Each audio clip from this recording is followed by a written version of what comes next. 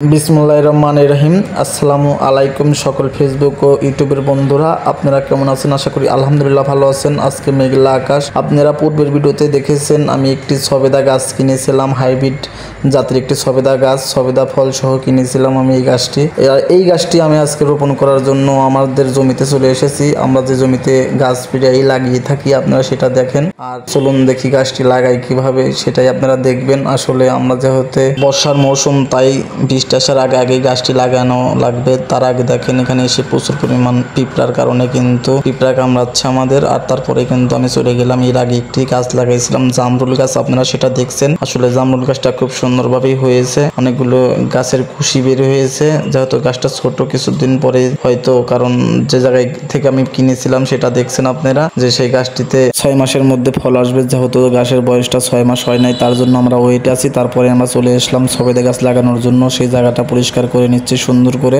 আর পরিষ্কার করার পরেই কিন্তু দেখেন আমরা সেখানে গাছটি লাগাবো। দেখেন কিভাবে পরিষ্কার করে নিলাম। এখন আমরা সেই প্রায় 1 হাতের মতন গর্ত করে নেবো। এখানে গর্ত করেই কিন্তু গাছটি লাগিয়ে দেবো সুন্দর করে।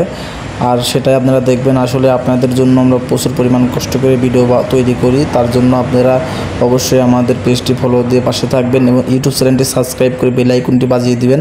দেখেন এখন আমরা সেই গাছটি আনতে গেলাম। আসলে গাছের যেহেতু টপ থেকে গাছটা আগেই উঠিয়ে নিয়েছিলাম আমরা, আর তার জন্য আমরা এখন টপটি রেখে দেখেন গাছটি সুন্দর করে বসিয়ে নিচ্ছি সোজা করে। আসলে এইসব গাছ আপনারা কিনে লাগাতে পারবেন, খুব সুন্দর লাগে সব গাছ। আর হলো এই গাছে আসলে ফল আছে হাইব্রিড জাতের সেই সবেদা গাছ। আসলে এগুলো 12 মাস পাবেন এই গাছের ফল। যেহেতু দেশি গাছে বছরে একবার ফল আসে, আর এটা কিন্তু 12 মাস কিন্তু ফল ধরে এই সবেদা গাছে। আর সেগুলো আমরা কিনে এনে কিন্তু লাগিয়ে ফেললাম দেখেন সুন্দর করে। এখন সেখানে কিন্তু আসলে গোতাগুতি করতে করতে আমি এমন একটি দুর্ঘটনায় পড়ে গেছিলাম প্রায়, আপনারা সেটা দেখবেন। দেখেন আসলে খুব দুঃখজনক একটি ব্যাপার। দেখেন দেখতে দেখতেই আমার হাত কেটে প্রচুর পরিমাণ কিন্তু রক্ত বের হচ্ছে।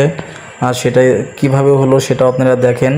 এখানে একটি কাঁচের টুকরো আছে, দেখেন এই কাঁচের টুকরো আমি যে মাটিটা করার সময়, গোতাগুতি করার সময় আমার ধাপ করে কেটে গেছে। তার জন্য আমি দেখেন, যেহেতু আমরা আগে হাত কেটে গেলে এই কচুর থেকে যে ফেনাটা বের হয়, সেই ফেনাটা নিয়ে কিন্তু আমরা বা কচুর কষ দিয়ে কিন্তু আমরা সেটা রক্ত বন্ধ করে নিলাম। আর রক্ত বন্ধ করার সাথে সাথে আবার কাজে লেগে পড়েছি। আর দেখেন গাছের নিচে একটু ভিট করে দিচ্ছি, মানে উঁচু করে দিচ্ছি গাছের সেই মাটি ফেলে, যাতে বৃষ্টির পানি জমে গাছের গোড়ায় না থেকে যাতে গাছের পচন না হয়। আসলে দেখতে দেখতে কিন্তু বৃষ্টির গুঁড়নি বা ফ্যাস পড়ছে, মানে তির করে বৃষ্টি চলে আসছে প্রায়।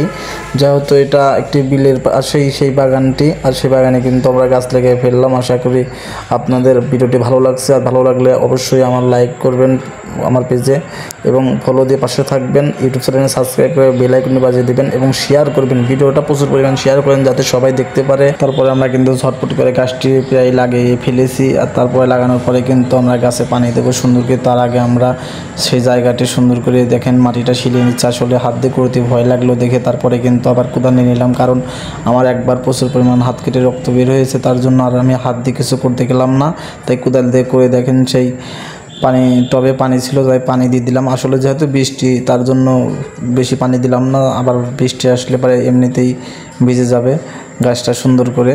তাই আমরা লাগিয়ে দেখেন চলে গেলাম। আজকের ভিডিও আমাদের এখানেই শেষ। আপনারা সবাই আমাদের পাশে থাকবেন। আল্লাহ হাফেজ, আসসালামু আলাইকুম। সবাই ভালো থাকবেন আশা করি।